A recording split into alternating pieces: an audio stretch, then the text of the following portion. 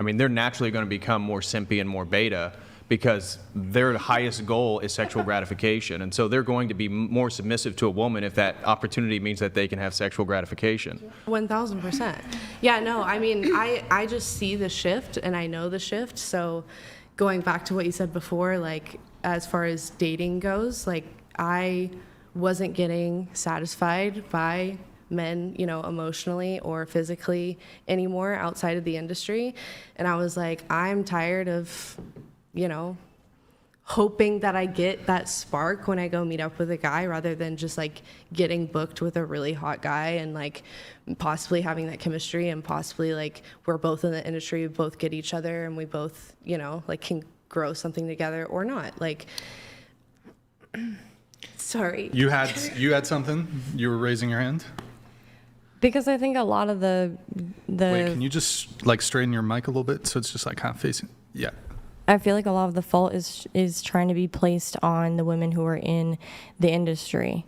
And obviously they are accountable for their own actions. But why aren't the men accountable for theirs? Why are you paying for that content? Why are you supporting those sites? Why aren't you going after the companies? Because we're employees. That'd be like you getting mad at Amazon employees for what Amazon's doing.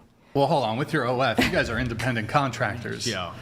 Right, but you're not employees of No, but still, we don't own OnlyFans. But and they take a 30% cut. So it's not like... You said 30? Yeah, so it's not like... Damn. We didn't create our own website. I mean, yeah, there's some women who do that, and that's fine. Again, take accountability for your own actions. But the Hub and all those other sites, yeah, I agree. Who are they owned by? I mean, I agree women. with you that men shouldn't be consuming this content. Absolutely. They shouldn't be following a bunch of thoughts on Instagram. They shouldn't be liking their photos. They shouldn't follow any woman on Instagram, no offense. Exactly. I agree. Exactly. Yeah, these guys, because they're simping. They should not be following random chicks, thirsting over them. Please do. Please continue. Well, you guys want men to keep doing that, but I don't care. And but I know it won't stop. So. It's like a chicken and the egg because, I mean, I agree with you. It's like men have to stop consuming this content and men have to actually like have orientation and direction in their lives so that a woman that they meet when it's the right one will be submissive to where they're going and what they're building in their lives so that they can help them. Mm-hmm. At the same time, the chicken and the egg is, we just talked about the erosion of tradition, the erosion of religion, and how sex work in general is part of that hamster wheel. And so it's like, yeah, I totally agree with you. Men are at fault. They should need to stop stimping. They shouldn't be paying for all this stuff online and giving women this ability in these platforms. And at the same time, choosing to do it because of the opportunity, it's just like this cyclical feedback loop that feeds on each other. Right, but we wouldn't have jobs unless the demand was there. So if that's cut, we won't have jobs and we won't exist anymore. It has to start at the source. We're not the source. I mean, it's the men. It sounds like you don't have agency. I wouldn't place the blame fully on one or the other. Yeah, it's not on one or the other, but I'm saying men shouldn't be. The consumers of it are men. The owners of these companies are men. Yeah, why are these the ones who are paying for our salaries are men. Mm-hmm. So where's their accountability? Where's their values that you're talking about? We both recognize that men consume this content. We're saying that they shouldn't, but there is a shared culpability and blame that exists both on the men consuming it, but also on the people producing it. But all the action and blame towards women, I don't see any of those same actions or effort towards stopping men. There's a massive effort to stop men from consuming adult content. I mean, the entire whether you're Judaism or Islam or Christianity, my understanding with all these religions, there's a big push against consuming this sort of content. But outside of even religion, you have there's apps that are trying to get people to quit, and there's like even secular components of people saying, hey, this content's not good for you. Even if you're not looking at it from a religious perspective, there's definitely, there's people out there who are advocating this is just blanketly, whether you're religious or not, it's unhealthy for your relationships as a man to be consuming this content. Yep. It's going to impact your libido. It's going to impact your sex life. It's just going to impact your general relationship with your girlfriend or wife. And so I think there's a whole bunch of angles that are coming in and saying, I think women themselves on the individual relationship level, I think most women's stated preferences is strongly against having a partner that watches or consumes this sort of adult content. So I think there's a whole bunch of angles that are actually tackling the male component of this. Right. But And I if think it should be both. And if the efforts aren't working to stop the men, then again, it goes back to stopping the companies, because either way, we're just employees or people working to make the content that's in demand by these companies. So. Well, I make online content. Vast majority of my audience are young men, typically under the age of 40, mostly in late teens, mid 20s. And so I'm constantly criticizing and putting more and more onus on them to stop. So my community, my audience, and the Orthodox Church in general is seeing a massive increase of young men converting to the church. This is all tied with the priests trying to rid them of these problems so that they can actually be truly masculine men that are marriageable. And so there are major cultural phenomenons right now that are happening where people are becoming more conscious of this, and young men are trying to break free of it because they're realizing that the lust, the sexual imagery, all the sexualization of our culture that's constantly around us is that they can't turn it off. And once you get trapped into that feedback loop, again, of like constantly lusting and watching pornography and masturbating, they become very weak. And so I agree with you, but there are many people, myself included. I mean, this is what this podcast does, is try to wake men up and criticize the simpy men that are contributing to it, to shame them in a way. We need to bring back shame. We need cultural shame again. Do you think? We need to shame these men. Men should never simp ever. Why We do need to overcorrect, in fact. You know what? We got to overcorrect. These men, honestly, I think for at least a period of 50 years, maybe a century, I think, don't even pay for dates. Don't even pay for dates. You've never simped over a girl ever? Oh, I've probably simped. Okay, so why like, are we? long time What's ago. why? Long time ago. Why do we need to end simping? I think it's like a good thing.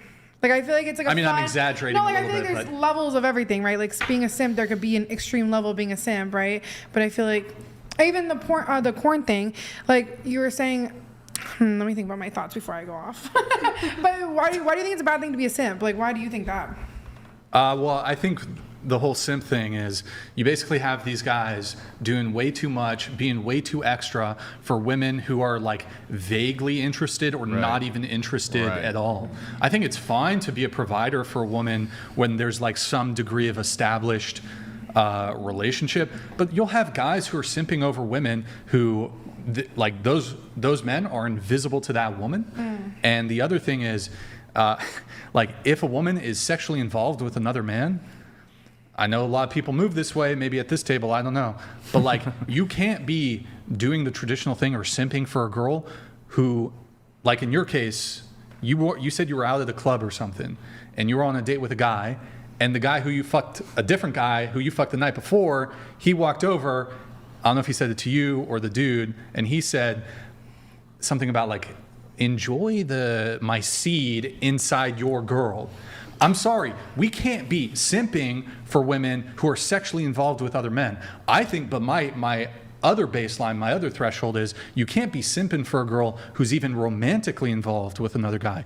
My rule is if a girl wants to deal with me, there can't be other dudes in the picture.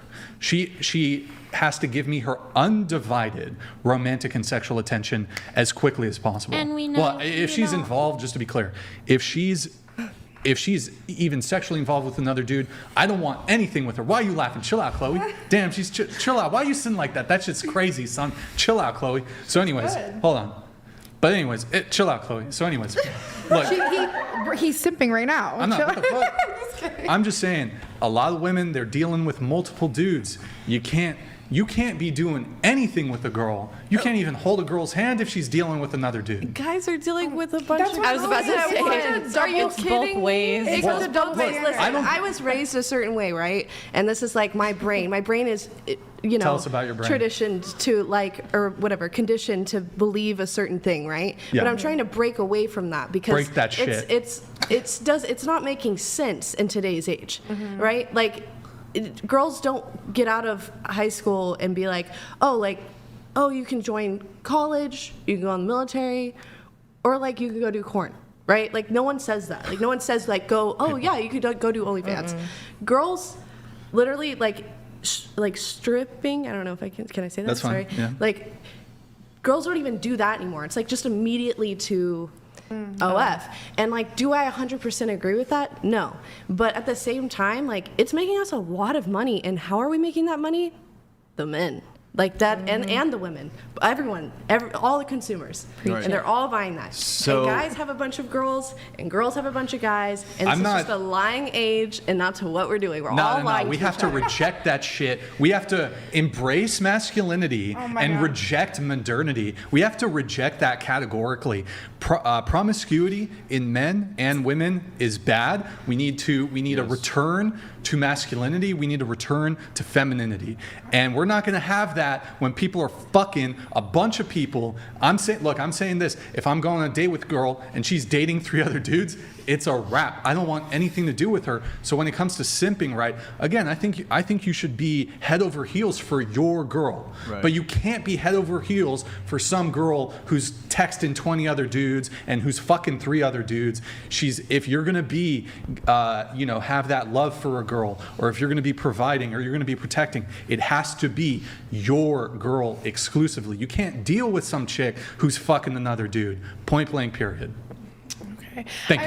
Thank you Did very hear the much. word masculinity from both of you? Like when we're talking about this topic, like do you think it demasculines like them being like overly sexual or overly, simping or any of that stuff? Like does that show them as a man of some sort? Like The way that I believe masculinity has to do with boundaries, right? Okay. So men defend boundaries and maintain boundaries. And I would say, as he was mentioning modernity, we live in a modernist period, and the whole project of progressivism is actually eroding distinctions and boundaries that our cultures typically upheld.